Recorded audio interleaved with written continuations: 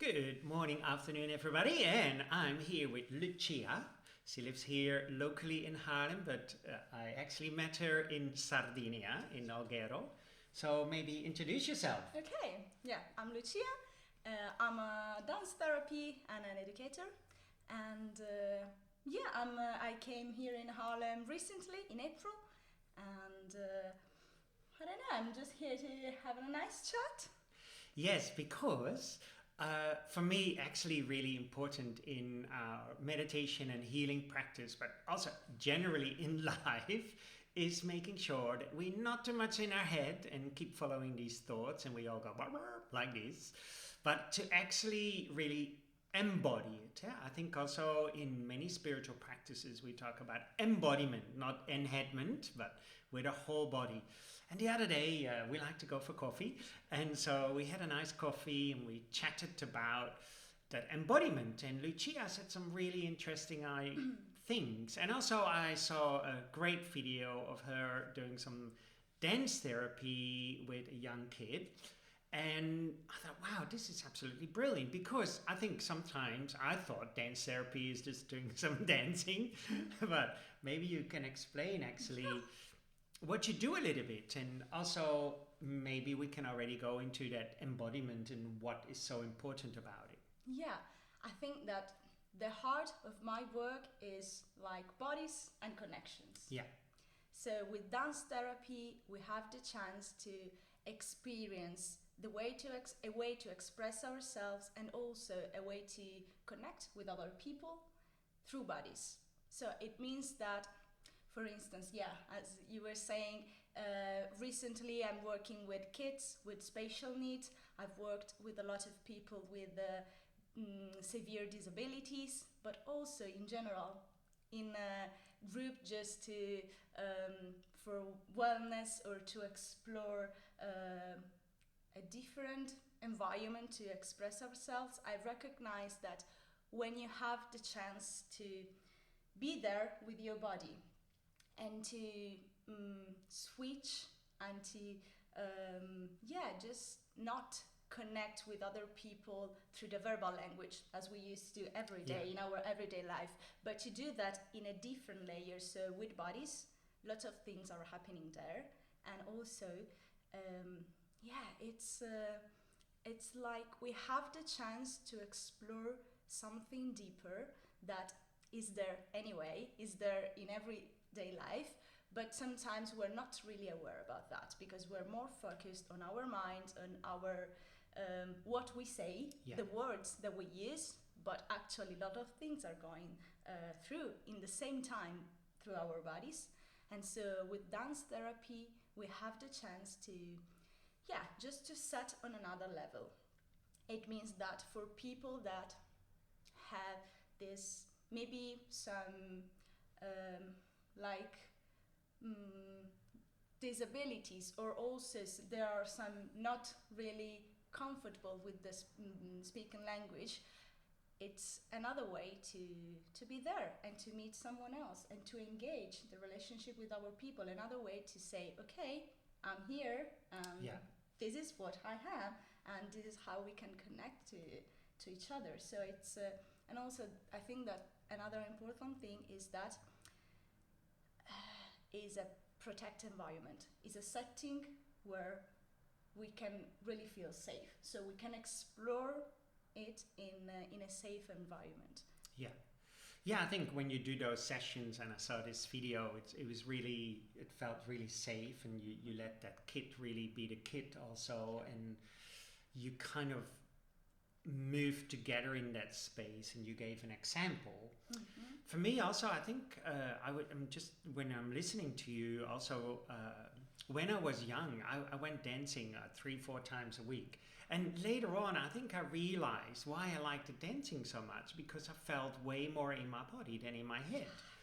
And so, you're talking about people with special needs, but I think we're all a little bit special needs. Yes, we are. Yes. So even if we don't have a diagnosis, yes, we absolutely. So for me, also really important in our daily life, because I think when we focus on the the body is right here. The body is not in the past. The body is not in the future. When we focus on the breath, because for me also breath and body movement is really linked, then the breath is also here. There is no past breath or future breath. But most of the time our mind is really all over the place. So our mind often is in the past or in the future or analyzing the present moment way too much. So what I noticed also when we talked about last time, when I saw this video of you, Lucia, was that you really did this kind of contracting and expanding movement. And for me, within the system of Reiki, for example, we have these meditation practices, and even in old or still Tendai Buddhism or Shingon Buddhism or Shugendo Buddhism in Japanese philosophy, and also I studied Taoism. In Taoism we have these visualizations where you do this contracting and expanding, and also with your physical body. And for me, when I saw you doing this is so beautiful, because that contracting is really being in the body, in the present moment. And then when we expand, is this open spaciousness where actually everything can take place. Yes, this is one of the, I think actually I can say the main of the global scheme of movement.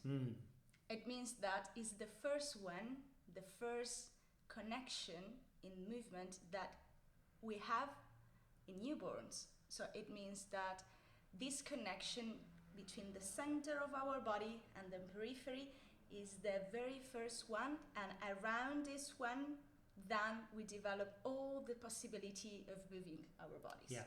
So if we take care of that first motor scheme, then we will be able to explore all the other, and at the same time, if that scheme is kind of locked, it means that we don't have any more the chance to move and to interact with the world around, with the bodies around.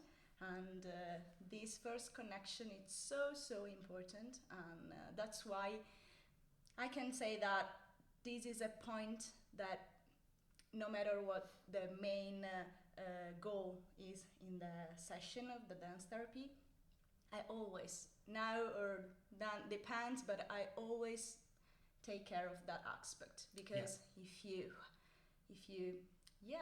go again to explore and to refresh that awareness, then all the rest it's coming easily after that. I think also, like, not just in dance therapy, but in life, because sometimes I notice this a lot also in my classes, or when I teach, or when I walk in town. Some people are way too like this, and they don't have this. Some people are only this and not this. So for me also there is this try to, within yourself, to find this balance for healing. Because when we way too much like this and we walk around like, whoa, and we're not in the body, then it becomes very, very difficult. I think also these days, particularly with these mobile phones and stuff, we're so in our head and not in the body. And then when we're not in the body, I think we're very ungrounded and unstable. And then because of that, our mind runs amok, because when we're in the body, we stabilize our mind, so we actually feel less distracted with the thoughts, we feel less overwhelmed. I see it a little bit, sorry I'm raving on here, I see it a little bit like when we have a balloon with a string attached, and normally the balloon is taken all over the place, like it goes like this, and then we feel very tired and exhausted at the end of the day. But if we tie a rock around the string, then the balloon can still move, but it's more in control, right?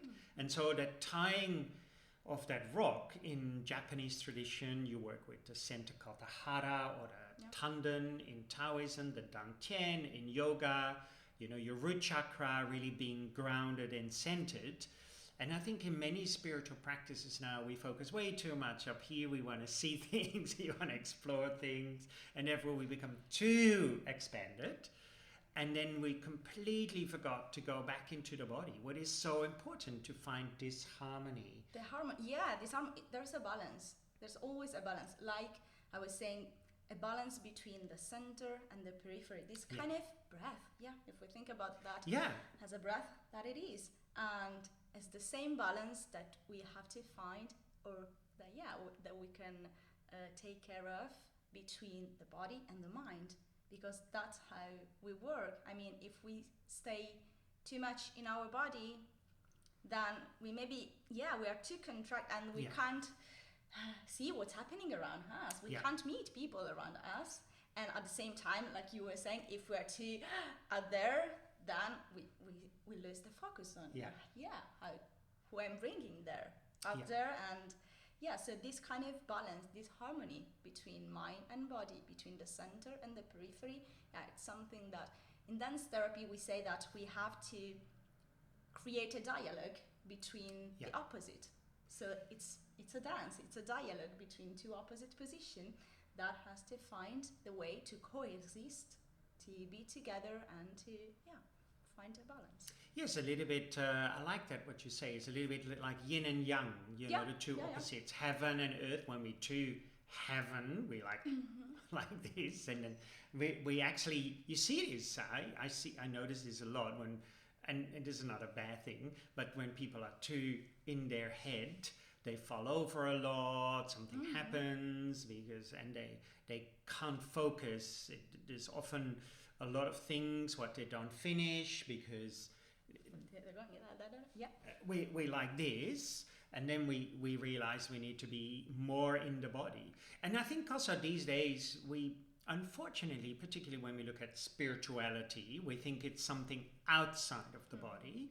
So we actually escape the body. And I think this happened because when we go in the body, we also come across all sorts of stuff what we've stored here, trauma issues, and we don't want to work with those. We want to just sit there and wow, this meditation is nice, I'm going to be off with the fairies. You know, that is occasionally nice, but it's not healthy for our daily life, because then we don't deal with actually what is in here, and then we find it very difficult to communicate through our body. And then the other day I talked to a therapist, and it's a friend, and she was actually, we were having a walk. I just recently met her, and she's a massage therapist, and she said, Frans, some of my clients thought I was a little bit too forward. And she said, actually, do you masturbate? And I thought it was great, because, and I said, why did you say this? And you know, now people might think, what the heck is this? But because also it's being in the body. Of course it is. Right? Really being in the body. And so again, I talked to this therapist about it as well, that so many people are not in their body. And I go for acupuncture, and my acupuncturist, Chinese acupuncturist, he said, Frans, 80% of my clients are way too much in their head and not grounded in their body.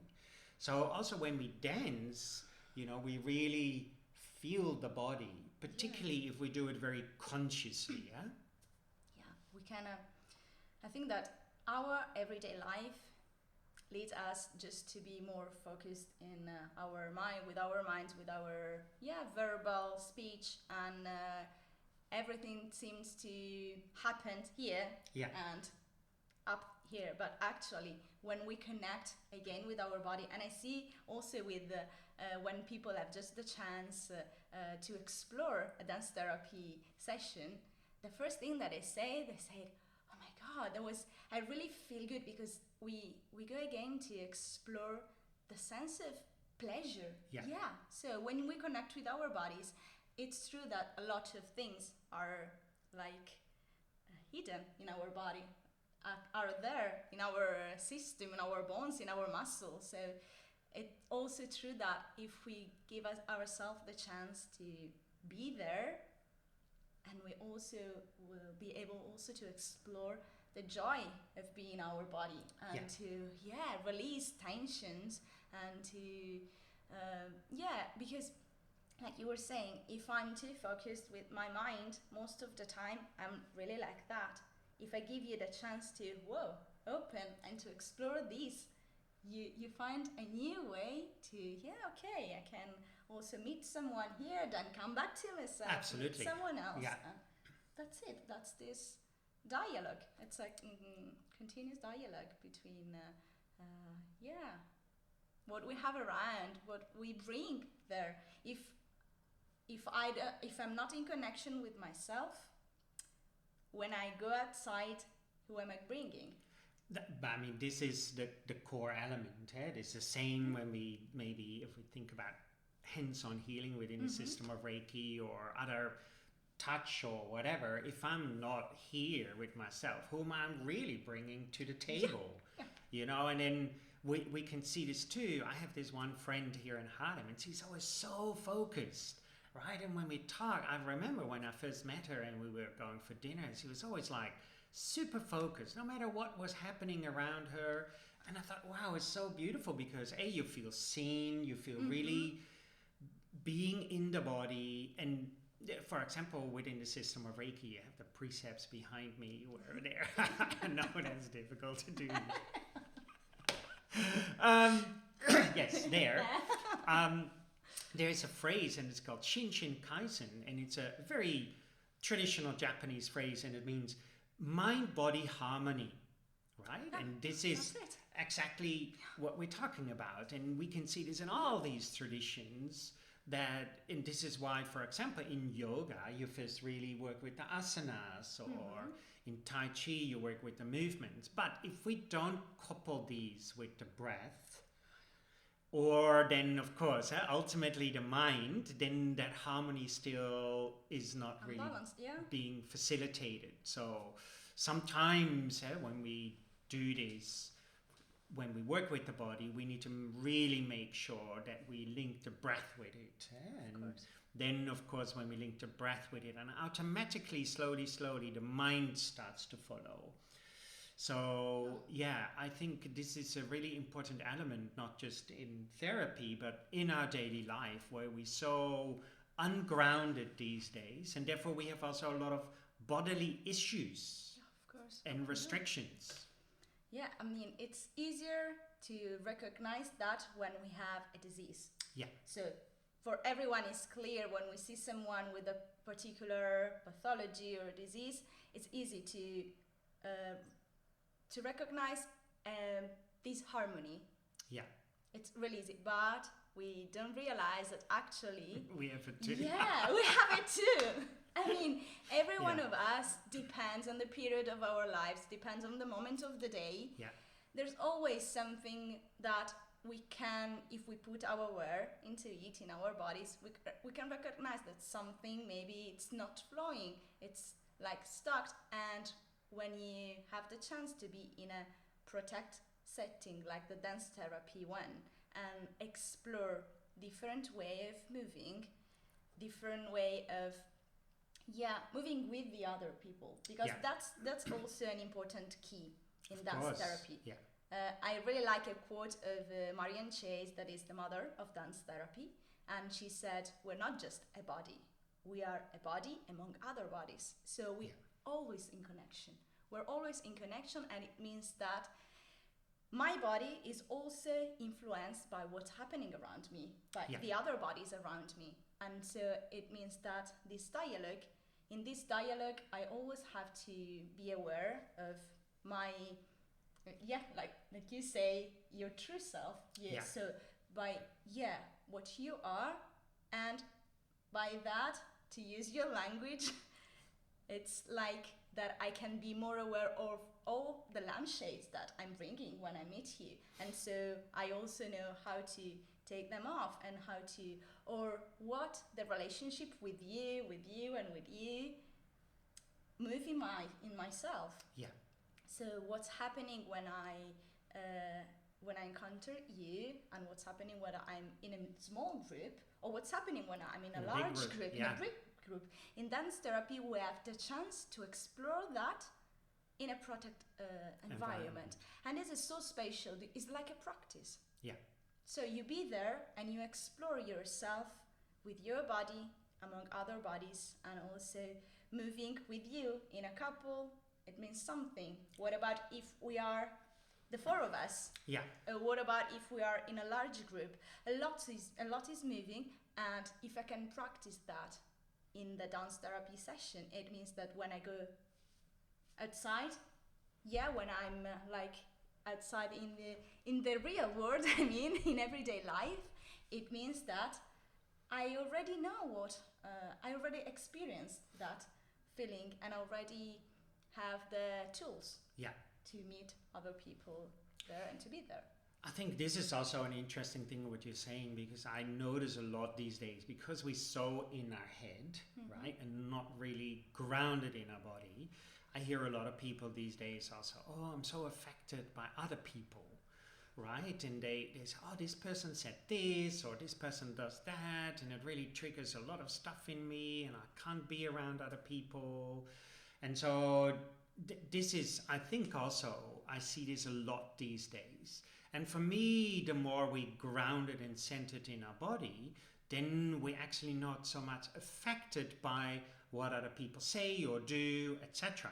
Because we don't take it personally, and this is wonderful Zen master, maybe you've heard me say it is, you leave the front door open and the back door open, and thoughts come in through the front door and out of the back door, and in the middle we don't serve them tea. And so, but this is the same with feelings. When we feel things, some people say, oh, I feel this in my body and this means this. But I always say also, the feelings really are also an expression of our mind, because if I'm dead, right, I'm laying here dead, there is still a body. The body is not feeling anything, and yet there is a body. And why does the body doesn't feel? If I pinch the dead person, is not feeling anything, it's because the mind has left. And so there's this really link with mind, body, breath. And therefore, I think also when we're more in the body, do you notice that too? When we're more grounded and in the body, we feel more stable, like a mountain, and therefore we feel less overwhelmed by our thoughts, our emotions, our feelings, our senses. And also the senses, ears, eyes, nose, mouth, they're all up here. Yeah. Right? The skin, of course, is the whole body, but that's often we forget about. And actually, the skin is the biggest organ. And this is also why touch, or when we dance, for me also, you move all your skin. So you're really working with that as well, being in the body and being grounded. Yeah, it is. And while you were talking, I also thought that if we take that from psychological point of view, it's also true that they say that our identity is a social construct. It means that we develop, if we think about small children, when we are little, we develop our identity thanks to how we experience the world around us and what people reflect of ourselves to us. Yeah. But that is also true that if we are aware of these things, growing up, and we discover how the root, our true self there, then we're able to understand what is a reflection from the outside and what is the essence here. So it means that sometimes it's really tough to express this by words. It's much more easier when we live it through our bodies. Yeah. It's super easy, because when I always say with a colleague of mine that with our body, we can't lie. Yeah. We are there. So we can't hide actually what's going on. So when we are there and we move the communication from verbal to bodies, we're really there. Yeah. So we're really meeting each other. And I'm really bringing myself there, and I experience what it means to dialogue with you, but with a body dialogue, and that's so deep. And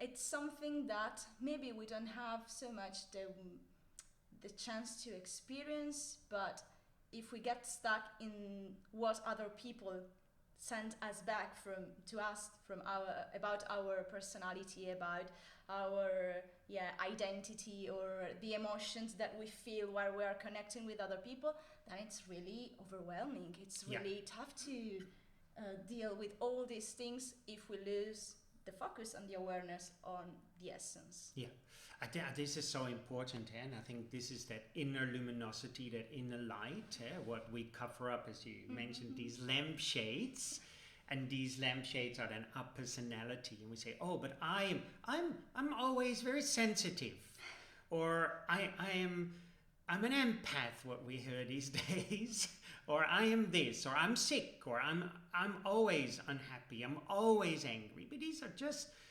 identities what we've put on that beautiful inner luminosity. They're not really real, but this is what we create. So we ultimately create our own prison, but if we can do this, then we also uncreate this prison for ourselves. And for me also, I see this really also so much in dancing. Yeah, I like dancing. I still love that. I just bought some tickets to go to the Patronaat here in Haarlem.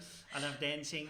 And as you say, you can see it. Actually, not so long ago, I went to this dance evening and here in Haarlem. And during that night, no kidding, four different women came up to me from maybe the youngest was maybe 24 and the other one in between, and I think one lady was my age, and they come up to me without anything else and said, can I say something? I said, yeah, you're shining. You're so shining. You're enjoying yourself. You completely let go on the dance floor. You just, and I said, oh, thank you. And then they left again. One I danced a little bit with, and then she left again. But for me, this is also when we feel free in our body, when we feel free in the mind, then and feel free with our breath, then we can also really express ourselves in our physical body. And as you were saying, then who am I taking with me to the table? If I'm like this, then actually we can see this, we can feel it in the way the body moves or the expression. And then of course we can see it when someone is dancing, right? So I find this also very interesting, that interlink with mind, body, breath. Yeah. Yeah, and I'm also thinking that it's also true that when you expand the possibilities that you have moving, it means that I'm thinking about dance therapy session when it happens that someone discover the possibility to move in a certain way with the body, or to reconnect with a particular scheme, or to explore, for instance, the space up or the space down on the floor. There's a lot happening there, because when you explore again something with our body, it means that also something in your mind is absolutely Reiki. Yeah, absolutely. So. And this is why traditionally when we look at these exercises like yoga, we have specific asanas for really going to the ground, this grounding, or we have is like this, same in Tai Chi. In fact, what is really interesting, in Japanese you have the word mu, M-U, and it means emptiness. And that character of mu came from China originally, and in the old days, about 5,000 years ago, this was called W-U, Wu. And the old shamans at that time, they were called the masters of Wu. But in this kanji, you see actually the characters of dancing. And they were dancing in emptiness. And what actually it gives me goosebumps, because for me, we restrict ourselves so much with these labels, right? I am this, I am that. It's all about I, me, mine, right? Ultimately. And then we become so stuck. But when we can dance in this emptiness without actually I'm in the body, and then in this emptiness, in this open space like this, right? Then we're free, right? And then it doesn't matter what anybody says or does, we feel free because we're dancing in emptiness. And then life, we're dancing through life in that empty space without getting attached to anything. And empty doesn't mean we don't feel anything. Actually, we feel everything, but because we realize it's empty, we don't get caught up in it. We don't serve a tea. And then when we can dance through life like this, wow, it's just. Yeah. And but here's another thing. The other day, sorry, again, I'm raving on. I saw this, it was raining, and I saw these 3 kids with a mum, and the 3 kids were dancing like this in the rain, jumping in the puddles, and then the mum started to be infected by it and also started to do it. And I think as adults, sometimes we lose this completely, that we completely lose all of that, that free movement. And we say, oh, but only kids can do this. But who makes these rules, right? Yeah, that's a label that, Yeah. as you were saying, like, yeah, kids are like play, they dance, they jumping now and that. But what happened if we give ourselves the chance, the possibility to do that again and to keep on doing that? And yeah, that's so important. Yeah, and yeah, that's so true. This continuous connection between our bodies and our minds, I think that allows us to navigate better in our everyday life. Yes, and it's also true that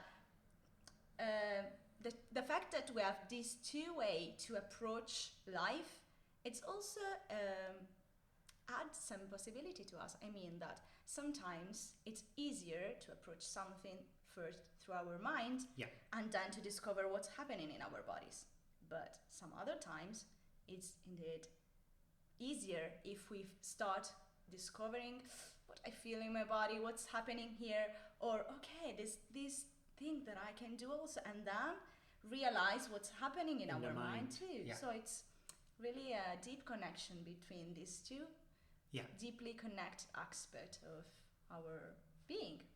Yeah, and therefore also we cannot separate that mind and body. Is impossible, and therefore we always have to investigate both of those. Yes. How is my mind relating to my body, and how is my body relating to my mind? Definitely. And the ultimate, for me, I'm not sure, but ultimately the mind is most important.